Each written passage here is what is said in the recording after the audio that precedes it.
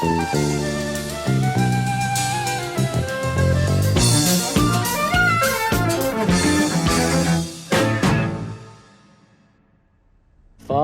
have I traveled, and much have I seen, dark distant mountains with valleys of green, past painted deserts, the sun sets on fire as he carries me home to the Mull of Kintyre.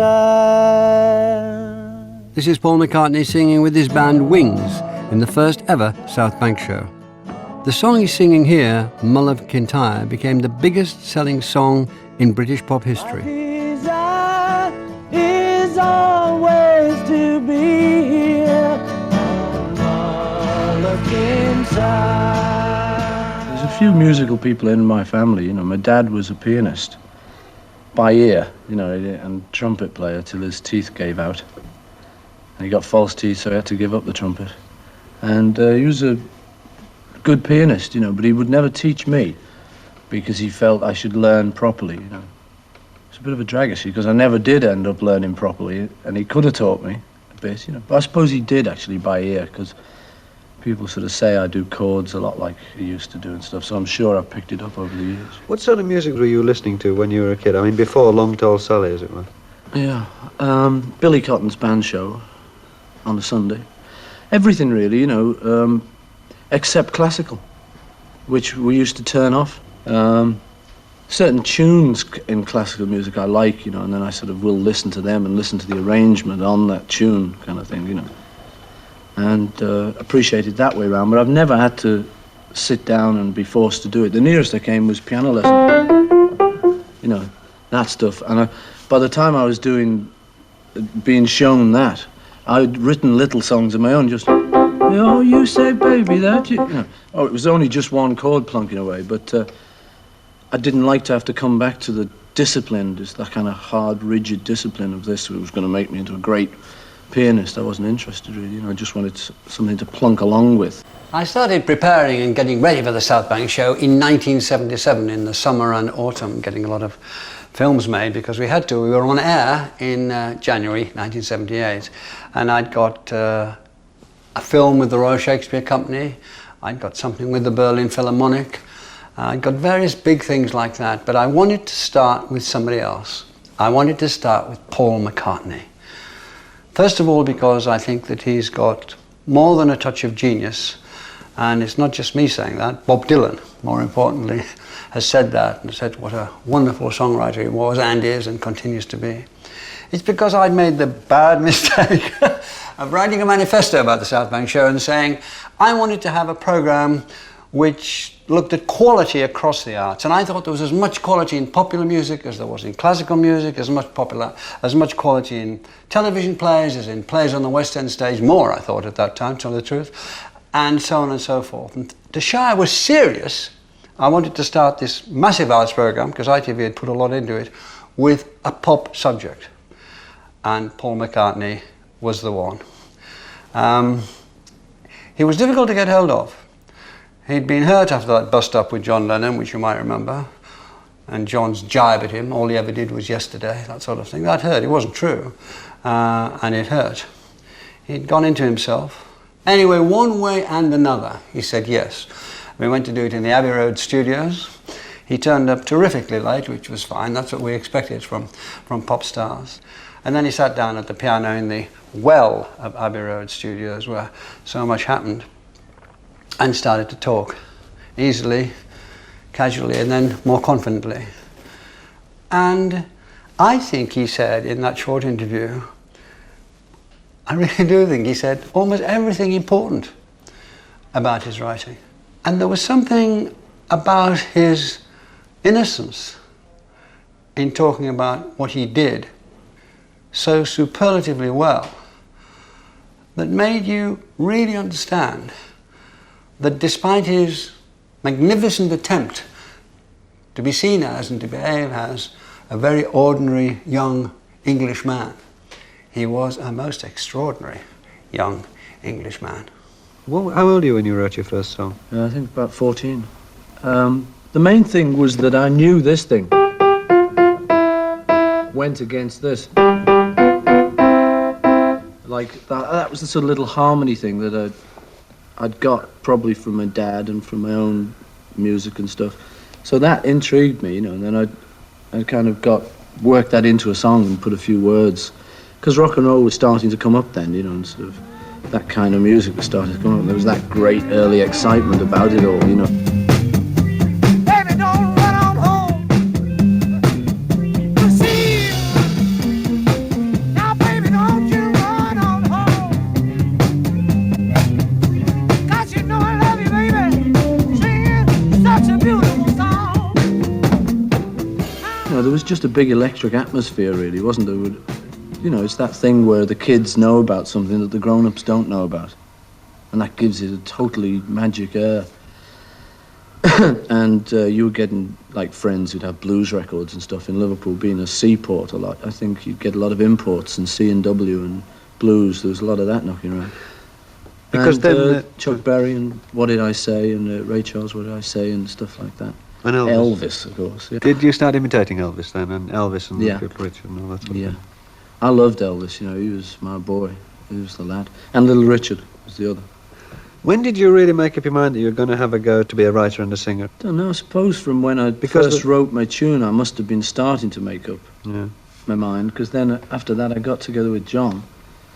And was that a big... that was a big thing in the writing Yeah. thing, yeah. Although, like, we used to just sag off school together and kind of go back to my house and where there wasn't anyone in the afternoons, and we'd go there and smoke Twining's tea in a pipe, one of my dad's pipes, and it didn't taste bad at all, actually.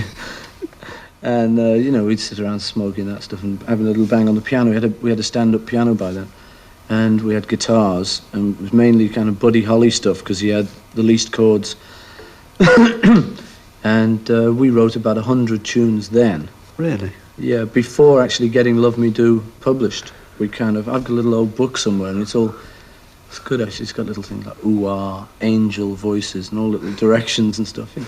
We wrote quite a few songs, Too Bad About Sorrows, Just Fun. They're all very, you know, too bad about sorrows, da da da da da da da, ooh-ah, ooh-ah. When we led the South Bank show in 1978 with a film on Paul McCartney, there was a big hoo-ha-ha, almost difficult to imagine now. You were the only person who picked it up in your review in The Observer. Well, I didn't guess, however, that you'd got it even better than right. You'd actually picked the popular guy who really was the genius.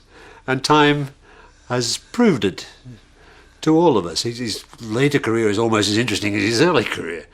And he's been there for a long time now, and that was, I thought it was a key moment of the understanding and appreciation of a person like McCartney, because a lot of people were ready to put their hands in the air and saying it can't be important, it's popular music. But of course it was important. And where was the serious classical music that could fulfill the same need? It had left a door open, and Lennon McCartney went right through the door. Yeah. And if you were sharp enough, I think you could spot this at the time. But it took a lot of people a long time to catch on. They're still catching on. The conundrum was to take popular music seriously, as if it was art, and because it was.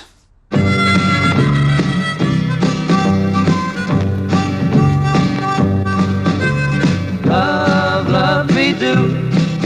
You know I love you. I'll always be true. So please, love me do. We were the only people played it. I think that was what started with the stuff that you wrote yourself. Yeah. You could do songs like Shot of Rhythm and Blues or something, but then Jerry and the Pacemakers would be doing it. You could do Hippie Hippie Shake, but then the Swinging Blue Jeans would be doing it. So what happened was we had a couple of tunes there. We thought, well, you know, if we write a couple, maybe someone will notice us a bit more, and we can then say, dear sir, you know, we have a rock and roll group. The average age of the group is, you know, the members are bass, guitar, drums, And then Did you you could write say, a lot of those letters? yeah, I wrote a few actually, not a lot, just a few. And when you But came you'd back, be able to say on those letters, oh, and by the way, we've written a few original compositions. And that was a little extra plus. But it developed out of that to where we were writing all our own compositions pretty much. did you feel that it was very much the music just of your generation, and that even to sing it and to take it on and to do it was to begin to do something rebellious and You know, and it never different? felt rebellious to me. There was just the music was never. I never thought it was rebellious. My dad didn't particularly like it, but he'd had all stories about how his dad didn't like his music, because he was playing things like Chicago, Chicago, and his dad was saying, "Oh, tin can music, son," you know, because his dad was a brass band player. It actually goes back the music line quite a way. He used to play an E-flat bass in a brass band. And he didn't like what my dad was playing, so my dad was very tolerant with all of that. He knew I had to do something funny that he wasn't going to like. He would say things like, you know, we wrote She Loves You, yeah, yeah, yeah. And he'd say, son, there's enough of these Americanisms around. Couldn't you sing yes, yes, yes? Just for once, you know, couldn't you? You don't understand, Dad. It can't be yes, yes, yes. It wouldn't work. You sure? You know, and all that. But, you know, that's great. That's Dad's, isn't it? You know, that. Can you sing yes, yes, yes? You know, that's so typical.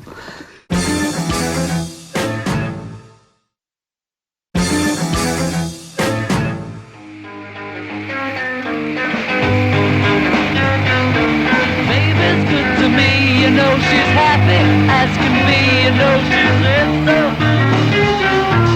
I'm in love with her and I feel fine. The Beatles enjoyed incredible fame and success worldwide. The South Bank Show's 1978 interview with Paul McCartney told the story of some of their best songs. I had the song, that's right. I just sat down at the piano and got that first line about everybody picks up the rice in the church where a wedding has been. That came out of the blue, you know, I just didn't know where that came from. I didn't have a name. I had something like Daisy Mackenzie or something, just a name I knew I didn't really like, I could do better than. I had just some name, but I had this bit about picks up the rice in the church where a wedding's been. So then I had to, like, explain myself. You know, what's that about? What's she doing? I had to sort of think, what do those words say? Picks up the rice in the church. Oh, good, so she's a lonely old lady type. And you could sort of continue it from there. I remember walking around Bristol one night looking for a name, because I wanted a kind of really nice name that didn't sound wrong, sounded like someone's name, but sounded different enough and wasn't just, you know, Valerie Higgins. It wasn't just sort of, you know, it was a little bit more evocative. And I saw a shop which was Rigby's, and I thought, oh, that's a great name, Rigby, you know, because it's normal, but it's got a little extra thing to it. And then Eleanor just sort of worked with that. So then I got Eleanor Rigby picks up the rice in the church where a wedding has been, and then it just all kind of flowed from there. What's the longest you've ever worked over a song? Because a lot of the lyrics are, the more you read them, the more, and they always read as very straightforwardly and seamlessly, but when you read them again and again, they're very complicated, and a lot of internal rhyming going on, and a lot of extremely clever play. Do you work on them quite hard? Do you go over them again and again? Well, you know, I'm a fan of all that, the old-fashioned writing, you know, sort of Sammy Cahn's era, you know, Cole Porter. And I do like all that. I mean, when it comes off, I mean, I hate just silly rhymes, just, you know, but when it really comes off, I think those are the great little things in songwriting. So I was always aware of that from people like Cole Porter. So I'd always try and put something like that kind of thing in, you know, so the little internal rhymes, you were always going for that kind of thing. But it's nothing you can really explain, you know. It's funny in a way trying to talk about music, because music isn't words. If you could really talk about it, it wouldn't be music. Just that it sort of just comes, you know, all the best little bits of melody. I mean, I just fell out of bed one morning and had the tune yesterday. And I don't know how I got that, I just had it. And I thought, oh, I like that one, that's a nice one. And I didn't have any words, so for weeks that was scrambled egg, you know. Scrambled egg, oh, baby, I love your legs. You know, and like Michelle was like a joke French tune. Just when you were at a party or something, you know, this little thing. You know, and you're like, that's all that was, you know. And then after a while you thought, well, it's quite a good tune, that, you know, let's put some real words to it. You've said you've used the word genius. Where do you think the genius lies? It's instinctive. And the implication of that is don't underestimate the instinct, and don't you wish you had it? Not just because I think Paul sold 100 million albums, and he's got 600 million pounds the last time I looked, that's a lot more than it takes to build an atomic submarine. And it's all, and he deserves every bit of it. And it's done from instinct. He can't read music. And he won't read music. He would find it a restriction. That's what he said. It would inhibit him from the sudden leaps that he always made. He behaved as if there weren't any rules at all, especially in songwriting. The structures of some of the songs he worked on are outrageous. He's got the precious knack of making the unexpected sound inevitable. As painted deserts, the sunset on fire, as he carries me home to a morning time. I think it's like magic. It is a kind of magic. You're just plonking along on a chord, and you decide to sort of, for some reason, you decide to reach out and see what's there, see what you can pull down. I mean, you can do it any time, you can just, I mean, it's probably be crummy, but, you can just, Melvyn Bragg was in the parlour and he said that he was going to have some tea. I mean, that's not very good, but you could work on that. Melvyn Bragg was in the parlour and he's going to have some tea. Will you have some tea with me, Melvyn Bragg? It's not a good name, this is the only problem. Go around Bristol again. Now, Melvyn Rigby. We could do something with, yeah. No, but you know what I mean? Yeah. I mean, that's not good. But that's the kind of thing it comes from. You just dare enough to... I mean, that's silly. I shouldn't dare to do that. I'm showing what a lousy writer I am, You see what I mean? But that's what it all comes out of. You just plonk along anything. And it can be bad 3 times, but then maybe the 4th time, the little bit of inspiration will come on that. And just the one little thing that'll turn that into something good. Maybe one of the chords was a bit boring there, and you'd work on those chords and just find another little chord that just made it go somewhere else. I remember one newspaper, I think it was the Telegraph, saying, we draw the line in arts at Lennon and McCartney. I wonder which newspaper would say that now. So much has changed. And one of the things that marks art is memorability and durability. And some of the songs of McCartney and Lennon last and seem to mature, grow better with age. They don't die away. And there's still this business that somehow or other McCartney, although he must be one of the world celebrities, escapes celebrity. He manages to still be, Paul. It's an incredible, not trick, not performance. It's an incredible act of determination. He's not going to have his head turned. Well, so it seems to me. Do you think that everything resists analysis? Everything that you write, every sort of other lyric poem that you like, everything that you've read, you just don't like analysis of any sort of art Something at all? like rock and roll or pop. I don't feel like it should be that analysed. It's not that... I feel like it's not that precious, but I don't mean anything bad by that. It's like why I haven't learned to write music. There's a sort of vague suspicion that it'd change how I do it too much. I think if I knew officially how harmonies go... I remember there's a thing where you mustn't double a third in harmonies. It's just not supposed to be a good thing to do. And there's certain things which I, on purpose, once I heard you're not supposed to do it, I wrote like that, just because... Why aren't you? Who says you're not supposed to do it? Did you feel after the Beatles broke up that you took a lot of stick for a little while after that? Yeah, well... Did it bother you? It obviously did. Did it bother me? Yeah. When the Beatles split up, John did a big kind of thing about me, kind of saying, it's all Muzak, it's a load of rubbish, and you couldn't rock if you tried and all that, which was all rubbish itself, of course, I think. But it did put me off for a while. I must say I'm a bit gullible like that. I kind of listen to people like that. And I sort of listened to him for a few years there and used to think, can't write another of those soppy love songs, God, I keep writing those, I've got to get off all that, got to get hard and rocking, But I mean, in the end, I sort of decided I've got to be myself, really. If I like all that, well, I just got to do it. Why was it so necessary for you to go out and perform? Don't know. I think because I was feeling like just the longer I waited, with another day of no work, another day of nothing to go to, the more I was just getting stagnant. It's a bit like sort of after an operation where you want to rest, but you've got to push it because your body's just going to go downhill all the time, you know. And I just had to push something.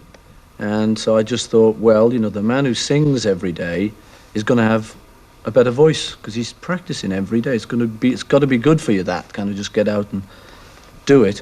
So I just I had hit upon the idea of just getting kind of, you know, a bunch of people around me who would play, and we could just go out, and it didn't matter if it was big time or small time or anything, it'd still be just playing. You know, I've had that kind of thing myself where I've been feeling lousy and you just heard a song and you sort of, and it lifts you, you know. It's great value of music. I remember me and my mate Ian James, we used to knock around, teenage mates, you know, used to both have the fleck jackets, you know, a little flap on the pocket. And we used to knock around the fairgrounds together and stuff. And we'd really be feeling lousy one day, and we used to go back and play an Elvis 78, you know, like Don't Be Cruel. And you'd be right up there again, you know, just cured any blues, you know. And that's why you enjoy hearing your songs coming out of record shops, or people coming up and say that they like them. Or a milkman whistling them. Yeah. That's a big thrill. I bet it is. It is, actually. Actually, I heard a bird whistle one of mine. Yes, folks, he is crackers. But I did one morning, you know, dawn. I heard a little bird go. It's the beginning From Me to You. I swear I did. I probably was out of it. It probably wasn't true at all. You positively seem to enjoy making a lot of people happy. I do, yeah. I like all that. Yes. Maybe I'm a man, maybe I'm an only man who's in the middle of Sunday. Daddy doesn't really understand. Maybe I'm a man. Painter Francis Bacon is next up as Melvyn Bragg revisits a wine-fueled shoot from 1985 in the South Bank Show original next Thursday at 9:30. More Paul McCartney after the break.